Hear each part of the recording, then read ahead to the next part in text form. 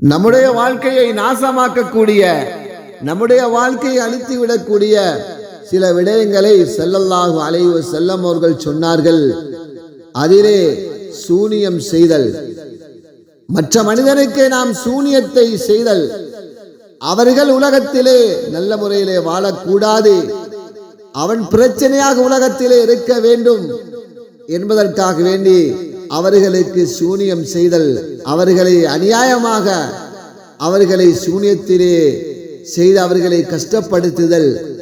அதை போன்று ஸல்லல்லாஹு அலைஹி வஸல்லம் அவர்கள் சொன்னார்கள், மார்க்கத்தால் வழங்கப்பட்ட உரிமையின்றி அல்லாஹ் தடுத்துள்ள ஓர் உயிரை கொலை செய்தல், வட்டி சாப்பிடுதல். உலகத்திலே எத்தனையோ துறைகளிலே வட்டி இப்பொழுது வந்து கொண்டே இருக்கிறது. அந்த வட்டி சாப்பிடுவது சரியாக இனிப்பை சாப்பிடுவதை போன்று எத்தனையோ பேர் வட்டி எடுத்தும் கொடுத்தும் கொண்டே இருக்கிறார்கள். சகோதரிகளே, இந்த வட்டி சாப்பிடுவதன் மூலமாக மனிதனை அதை அழித்து விடும் என்பதை அவர்கள் மறந்திருக்கிறார்கள். அதை போன்று அனாதைகளின் சொத்துக்களை அபகரிக்கிறார்கள். அவருடைய சொத்து இவருடைய சொத்து, இது என்னுடையது என்கிறார்கள். சுப்ஹானல்லாஹ், அல்லாஹ் பார்த்து கொண்டிருக்கிறான் என்பதை மறந்து உலகத்திலே வாழ்கிறார்கள்.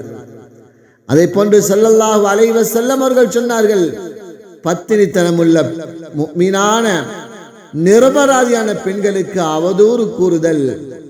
சகோதரிகளே, எத்தனை பெண்களுடைய வாழ்க்கையிலே நாம் விளையாடி இருக்கிறோம், அவர்களுக்கு அவதூறு கூறியிருக்கிறோம், அவர்களை கஷ்டப்படுத்தி இருக்கிறோம்.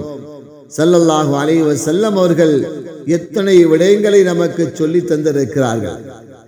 இந்த விடயங்களை நமது வாழ்க்கையிலே இருக்கிறதா இல்லையா?